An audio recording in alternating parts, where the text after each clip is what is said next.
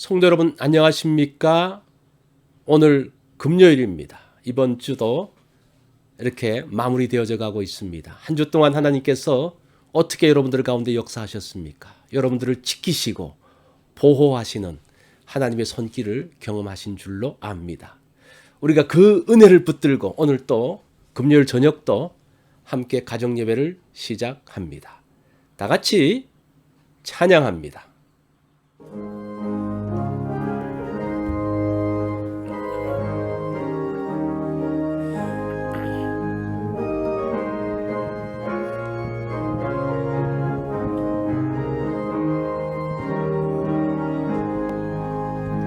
내 영혼 내 비치니 주 영광 찬란해. 이 세상 어떤 빛보다 이 빛 더 빛나네. 주 영광 빛난 왕제 내게 비춰 주시옵소서.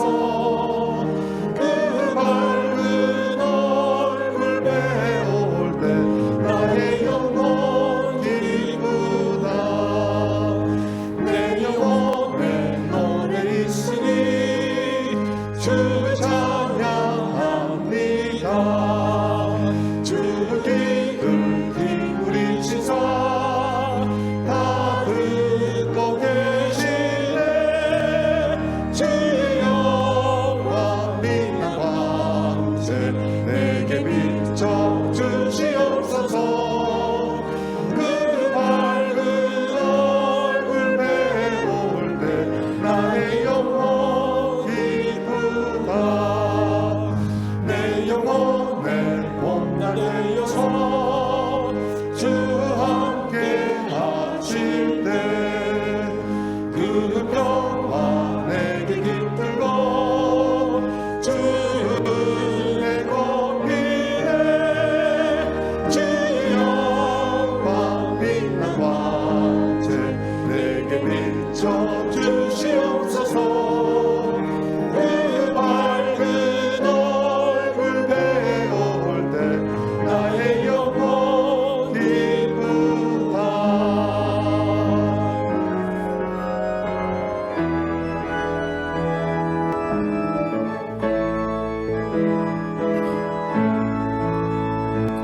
내 영혼에 이가리고 큰 소망 넘치네. 주 예수 복을 주시고 또 내려주시네.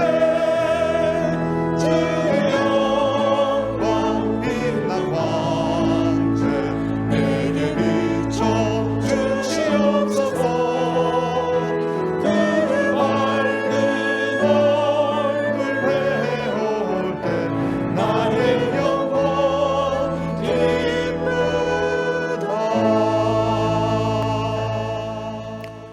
오늘 본문은 사무엘상 21장 1절로 9절의 말씀입니다. 우리 말씀 한 절씩 교독합니다.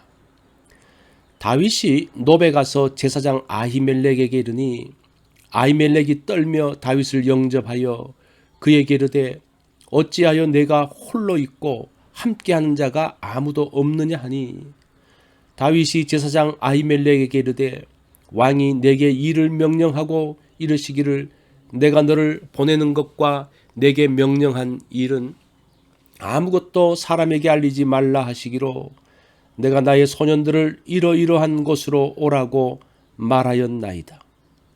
이제 당신의 수중에 무엇이 있나이까? 떡 5덩이나 무엇이나 있는 대로 내 손에 주소서 하니 제사장이 다윗에게 대답하여 이르되 보통 떡은 내 수중에 없으나 거룩한 떡은 있나니 그 소년들이 여자를 가까이만 하지 아니하였으면 주리라 하는지라. 다윗이 제사장에게 대답하여 이르되 우리가 참으로 3일 동안이나 여자를 가까이 하지 아니하였나이다.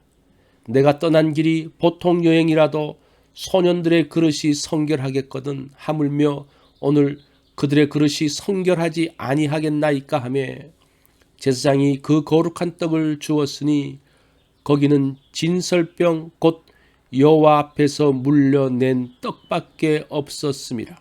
이 떡은 더운 떡을 드리는 날에 물려낸 것이더라. 그날에 사울의 신하 한 사람이 여호와 앞에 머물러 있었는데 그는 도액이라 이름하는 에돔 사람이요 사울의 목자장이었더라. 다윗이 아히멜렉에게 이르되 여기 당신의 수중에 창이나 칼이 없나이까?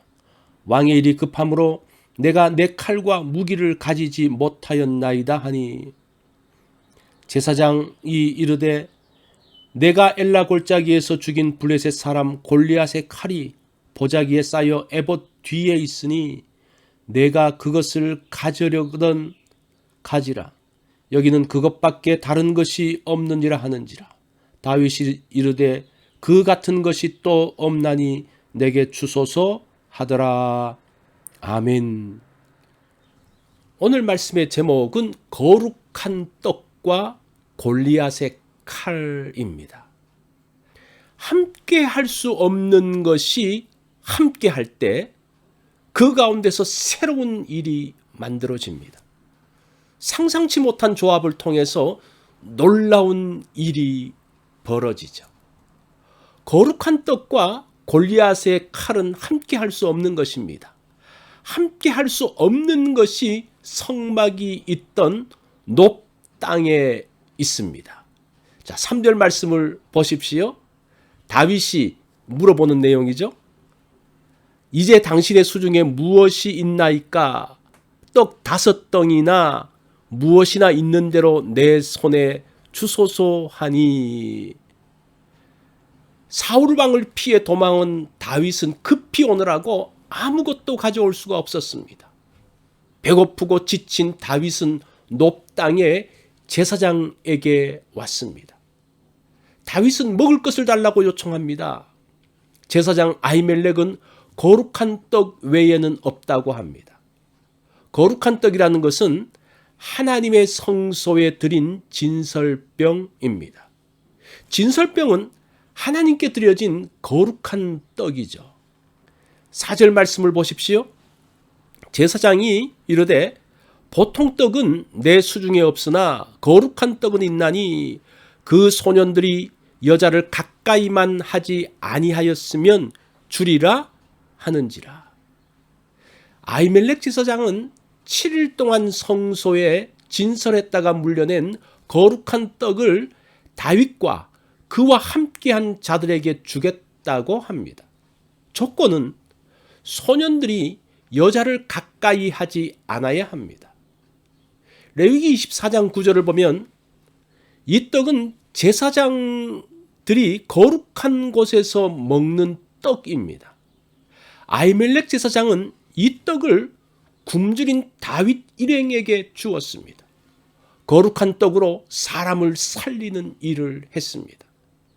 예수님은 이 떡의 사용이 정당했다고 인정하고 있습니다.